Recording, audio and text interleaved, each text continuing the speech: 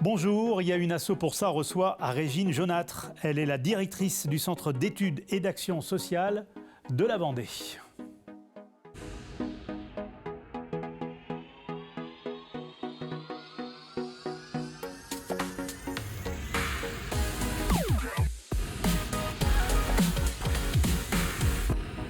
L'attractivité d'un bassin de vie, d'un département, ne se mesure pas uniquement par le spectre de l'épaisseur de son tissu économique. Ce temps est révolu aujourd'hui. Être attractif, c'est évoquer le cadre de vie dans lequel nous vivons, tant sur le plan environnemental, c'est important, que sociétal. Derrière se cache une multitude de composantes allant de l'offre et du niveau de qualité des services publics proposés sur un territoire, l'offre aussi associative et son niveau de qualité pour être un vrai moteur de lien social et donc de cette notion de l'utilité sociale. Nous recevons Régine Jaunâtre, directrice du Centre d'études et d'action sociale de la Vendée. Bonjour. Bonjour. Quand on parle d'utilité sociale, ça veut dire quoi? C'est quoi cette notion? Elle est nouvelle, non? Alors, elle est relativement nouvelle, elle date des années 2000 à peu près. En fait, c'est montrer l'impact qu'on a sur le territoire, à quoi on sert, c'est quoi l'utilité qu'on a envers la société, mais aussi le territoire, ses adhérents, ses parties prenantes également.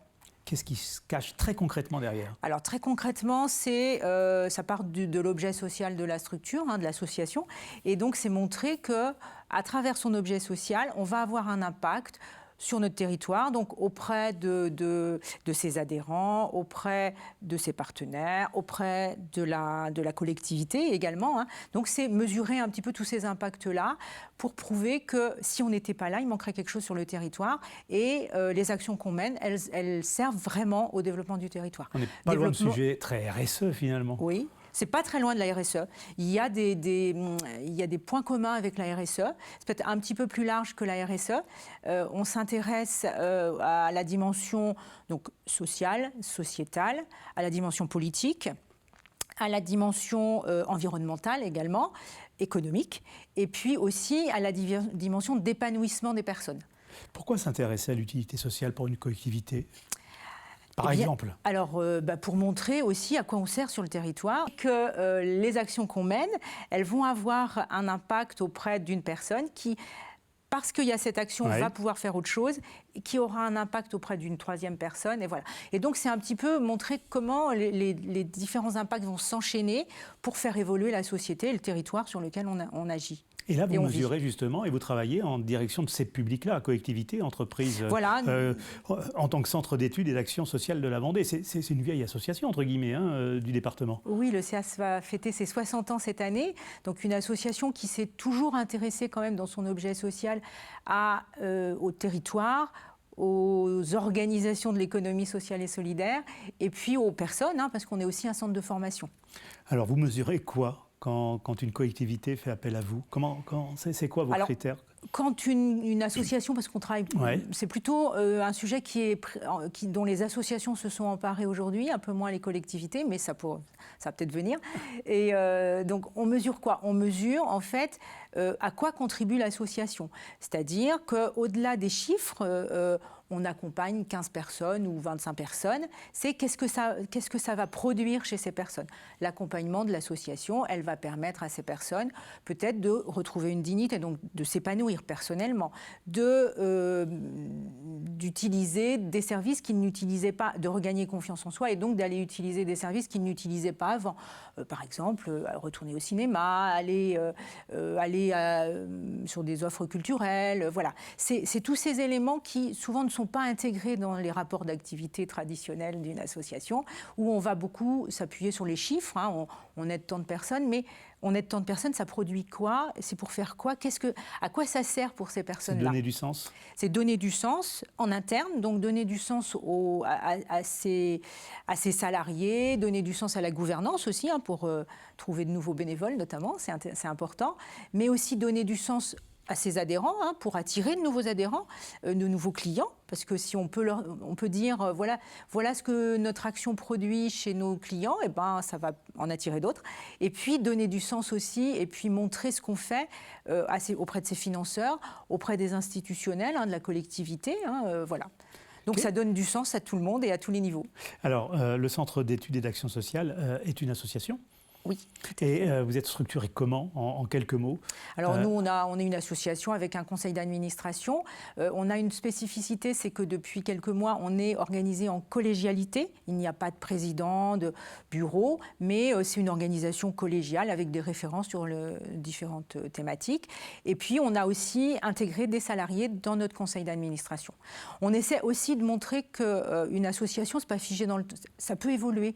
Et donc, à un moment donné, on a eu une présidente ou des présidents, c'est important, hein, mais aussi aujourd'hui on travaille beaucoup avec des collectifs et donc voilà, on a aussi souhaité évoluer pour peut-être que le poids d'une présidence soit moins fort parce qu'il est partagé entre tous. Donc si j'ai bien compris, vos clients sont des associations? Voilà, nos clients sont des associations, toutes les structures de l'économie sociale et solidaire, donc ça peut être des coopératives, des mutuelles, des entreprises avec un agrément ESUS également.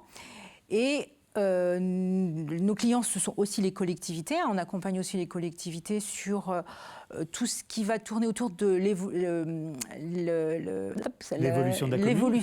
des besoins sociaux. Oui. Voilà, on s'intéresse beaucoup à comment les collectivités peuvent répondre aux besoins sur les territoires. C'est de la prospective. C'est un outil d'aide à la décision, peut-être? C'est un outil d'aide à la décision, notamment auprès des CCAS, les centres communaux d'action sociale, oui.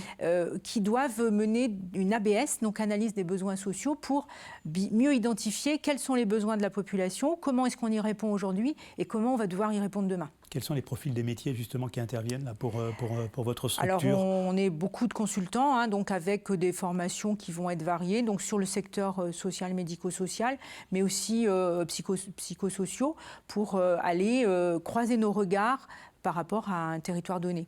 Alors, aide à la décision, en effet, vous produisez ensuite, je suppose, un rapport. Oui, on construit des rapports, hein, oui. On fait des enquêtes, on met aussi les acteurs au travail, c'est-à-dire qu'on a des ateliers participatifs avec les partenaires du territoire, avec les élus, avec les habitants également. Hein. Sur certaines thématiques, c'est très intéressant de mettre les habitants au travail. Tout le monde a une idée sur comment il voudrait qu'on réponde mieux à ses besoins sur le territoire. Est-ce que la Vendée a un temps d'avance justement sur ces sujets-là? En tout cas, elle n'a pas de retard. Hein. C'est vrai que, voilà, en Vendée, il y a quand même une vraie dynamique associative qui est très importante et on voit bien qu'aujourd'hui, les collectivités s'y intéressent de plus en plus, considèrent les assos comme des partenaires et donc il y a vraiment beaucoup de matière à travailler sur la Vendée. Le CA, c'est vraiment un acteur de proximité. On travaille sur le territoire de la Vendée, un petit peu les départements limitrophes, mais notre cœur d'action, c'est la Vendée. Quels sont les gros chantiers sur lesquels vous travaillez aujourd'hui ? Alors, on travaille beaucoup sur l'utilité sociale hein, avec les associations.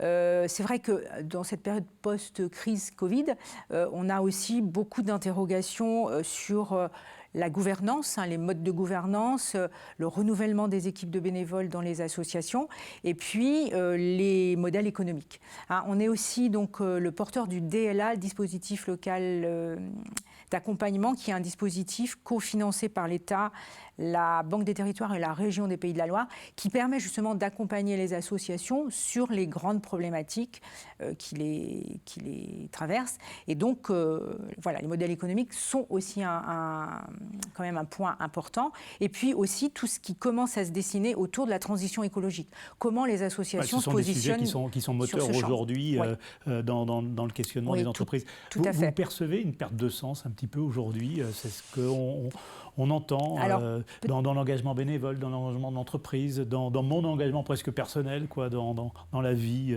collective. Ouais, peut-être pas une perte de sens, mais en tout cas un besoin d'organisation qui peut être différent, peut-être moins pyramidal, avec aussi beaucoup de recherche de partenariat. Aujourd'hui, une association ne peut pas fonctionner seule. Elle travaille avec les autres. Et donc, il y a besoin aussi que les associations apprennent à travailler à l'échelle d'un territoire, ensemble. Et donc, nous, on est aussi là pour ça, hein, pour accompagner à des initiatives nouvelles qui vont permettre aussi de renouveler le sens et puis l'engagement associatif. Alors, je vous propose de faire un petit temps d'arrêt pour laisser place à Coup de pouce à une asso, une rubrique que pilote Mathis Pirez. Il va s'intéresser au secours catholique avec Fraternibus, un projet qu'on regarde, qu'on écoute. Bonjour à toutes et à tous, juste derrière moi se trouve le Fraternibus du Secours catholique, mais malheureusement il ne fait pas très beau aujourd'hui, alors pour l'interview exceptionnellement on va rejoindre Anne dans son camping-car, venez avec moi.